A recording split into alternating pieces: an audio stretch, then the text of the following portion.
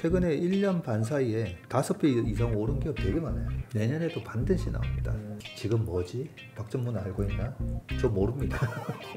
아니 지금 코로나 2차 팬데믹이 또 올 수도 있지 않나요? 홍다 사태가 혹시나 2차 리만 사태처럼 될 수가 있지 않나요? 그런 우려 속에서 작년에도 5배 이상 나는 기업이 낫다라는 거예요.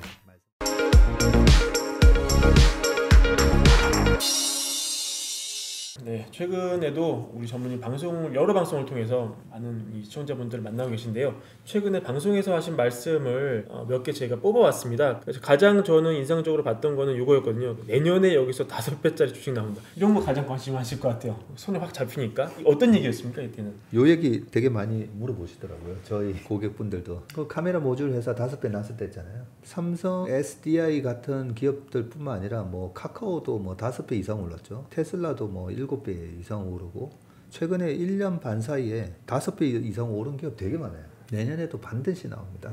근데 지금 뭐지? 박전문 알고 있나? 저 모릅니다. 몰라요. 모르는데 시장이 작년에도 상반기 그 코로나 위기에 아니 지금 코로나 2차 팬데믹이 또 올 수도 있지 않나요? 많이 그랬잖아요. 홍다 사태가 혹시나 2차 리만 사태처럼 될 수가 있지 않나요? 그런 우려를 하는 건 당연한 거고요. 그런 우려 속에서 작년에도 5배 이상 나는 기업이 낫다라는 걸 말씀드리는 거고, 그 5배가 난 기업들의 특징이 뭐였냐면 여기서 말씀드렸던 52주 신고가, 네. 그리고 장은 안 좋은데 왜 이렇게 얘네들은 강하지? 우리가 얼마든지 알 수 있어요. 저는 최근에 이 약세장에서 아니 이런 약세장에 이렇게 심리적으로 불안한데 플러스 내는 기업들이 뭐지 하고 유심히 보고 있어요. 우리나라 엔터 주식도 되게 강하죠. 그죠? 리오프닝 주식 강하죠. 이게 정말 경기가 망가지는 조정이라면 리오프닝 주식이 어떻게 반등이 들어와요? 우리가 우려하는 정말 이게 더블 딥이 되고 스태그플레이션이 오면서 경기가 망가지는 거라면 리오프닝 주식이 올라갈 수가 없어요. 제가 시장은 IQ가 2만이라 했잖아요. 그래서 저는 미국의 리오프닝 주식, 우리나라의 리오프닝 주식을 다 같이 보거든요. 한쪽은 속일 수가 있어요. 근데 글로벌하게 섹터를 다 속일 수는 없어요. 그거 다 속이려면 몇천 조가 있어야 되는데, 그죠? 미국의 리오프닝 관련주들이 굉장히 강하고, 그리고 최근에 보면 금리가 올라가잖아요. 금리가 올라가는 부분, 금리가 올라가니까 또 빠지는 거라고. 어제 오늘 제가 다른 분들은 어떻게 얘기하시나 좀 보긴 하는데, 박정훈님 다른 방송 보니까 금리 오르는 거는 시험이 안 나온다, 보지 마라. 네. 이렇게 말씀하시더라고요. 그러니까요. 아니 1.78 갔을 때도 금리 올라가는 걸로 우려했고, 작년에 0.5 찍고 0.8 갔을 때도 계속 금리가 안 올라가는 게 더 위험한 거죠, 사실. 그래서 지금처럼 금리가 올라가니까 은행주도 다시 올라가고, 그죠? 리오프닝 관련주들 같은 것도 올라가는 그런 부분에는 나 내년에 경기가 별로 나쁘지 않을 거다. 그리고 점도표 얘기도 많이 하잖아요. 네. 점도표 얘기하면서 내년에 금리 올리는 거 말도 안 돼. 지금 이런 경기 상황에서 무슨 금리 올려.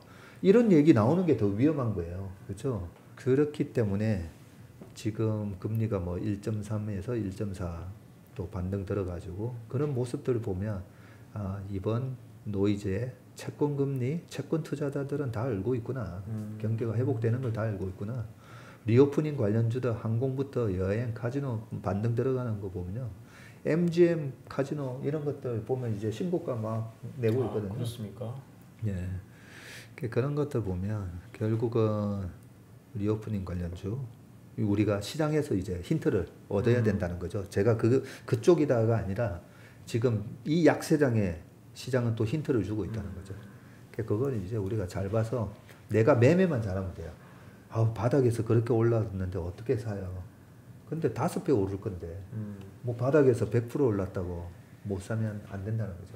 이런 얘기도 제목을 뽑혔더라고요. 면세점 판매 톱 10을 주목하라. 그 면세점 요 얘기도 뭐 제가 미리 쭉 말씀을 그동안 드렸었잖아요, 그죠?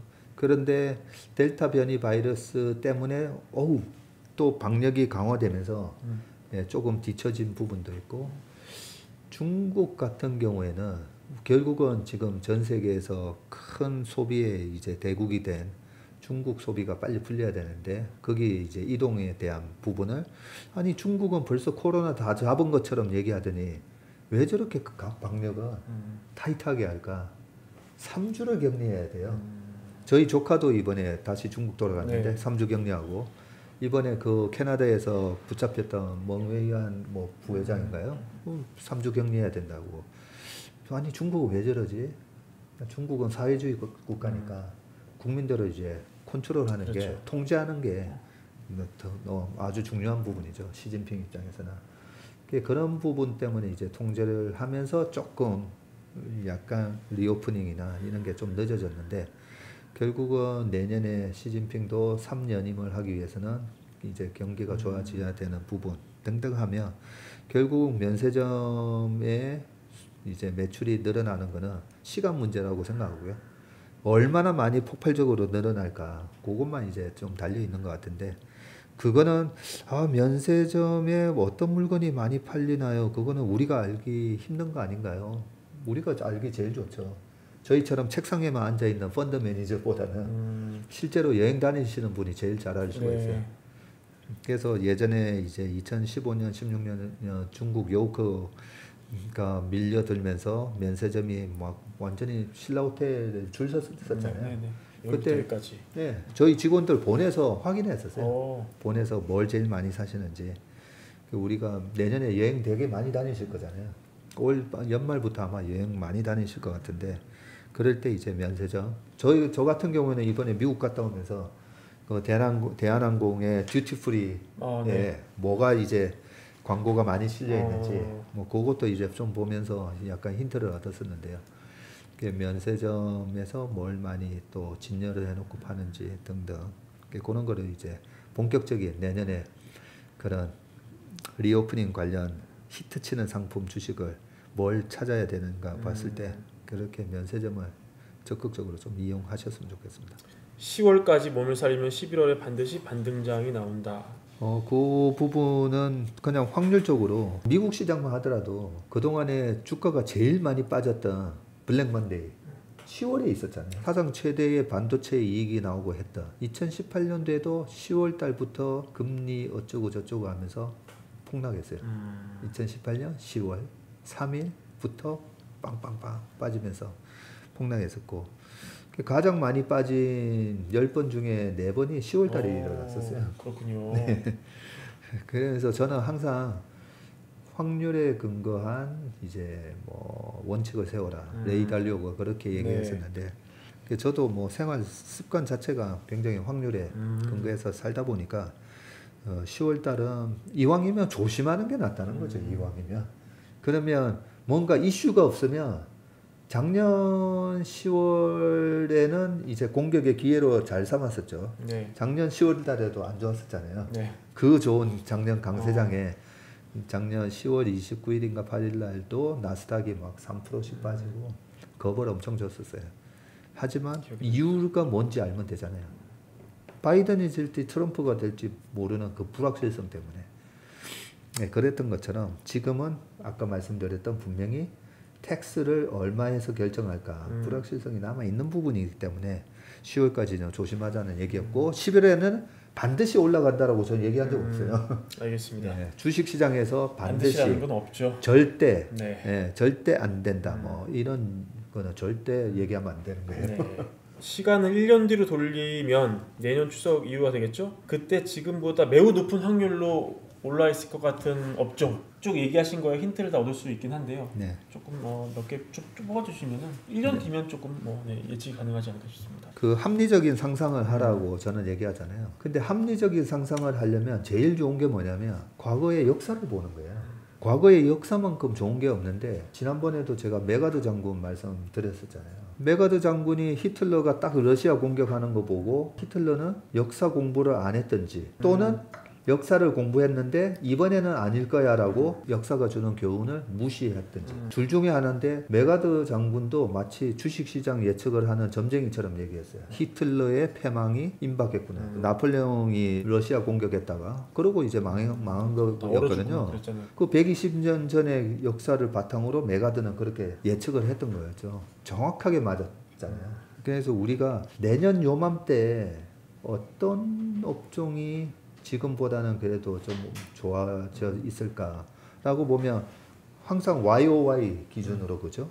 지금 동기 대비 올해 동기 대비 내년에 성장률이 뭐 70%, 100% 이러면 주가는 거의 뭐 올라 있을 확률이 아주 높은 거죠. 그래서 제가 내년 내후년에는 계속 경기 소비재, 자유 소비재, 먹고 살아야 되는데 필요한 필수 소비재가 아니라 내가 선택하는 임의 소비재에서 생각을 해보면 되는데, 이렇게 억눌려져 있다가 그 다음 해는 사람들이 어떻게 했을지, 1918년 19년 스페인 독감 있고 나서 1920년부터 엄청나게 많은 사람들이 메이저리그 관중이 2배가 늘었다는 거. 그때도 바이러스 때문에 이동에 제한이 있었으니까요. 그것처럼 이런 억눌림에 반드시 작용 반작용이 작동을 하거든요. 그렇게 보면 내년에 보복 소비는 올해 대비해 가지고 성장률이 100%인지 200%인지 300%인지 저는 그 차이만 있다고 보거든요.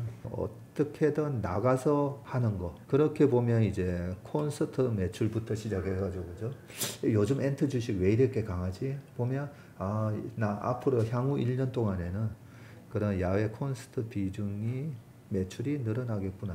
항공주는 요즘 왜 안 빠지지? 그냥 미국 기업을 예를 들어서 말씀드리면 보잉 같은 주식은 너무 무겁잖아요. 왜 무겁겠어요? 올해 우리나라에서만 여객기 대수가 44대 줄었대요. 저가 항공부터 아시아나항공 망하니까. 항공사들이 망하면서 비행기가 막 매물로 나오는데 보잉에다가 뭘 발주를 해요. 중고 비행기도 남아도는데. 보잉도 많이 오르지 않았습니까 작년에? 제일 많이 못 올랐어요.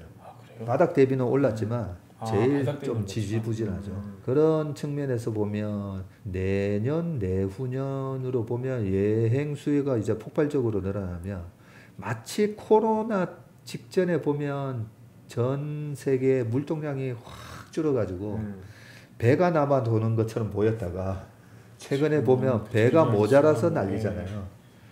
그런 현상들이 나타나니까 HMM 주가가 20배 올랐죠. 20배.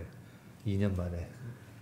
그런 것처럼 저는 보잉 같은 회사도 내년 내후년 한 2년 동안은 그런 매출 증가가 있을 수도 있지 않을까 생각하는데, 뭐 에어포스가 또 더 장사를 잘할 수도 있는 거고, 그거는 제가 뭐 보잉에 대한 정확한 공부를 하고 얘기하는 건 아니고 그냥 업종을 말씀드린 겁니다. 참고하시기 바라겠습니다. 그러니까 한국에서 사는 분 중에 그런 분이 많은 것 같아요. 워낙 오랫동안 2,000을 축으로 이게 주가가 눌려 있었잖아요. 그래서 지금 뭐 3,000이 넘고 뭐 3,300, 400 이런 걸 보고 있지만, 여전히 마음 한켠에는 코스피는 2,000이 합당한 것이 아니냐, 이런 약간 뭐라 그러죠? 자기 비하는 아니지만 이런 좀 관념에 사로잡힌 분도 있을 것 같거든요.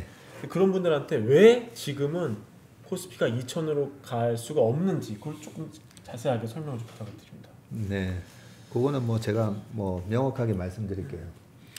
우리가 2,000포인트에서 왔다 갔다 하다가 작년 코로나 사태 때문에 PBR이 0.5까지 빠지면서 1,400도 언제든지 갈 수 있어요.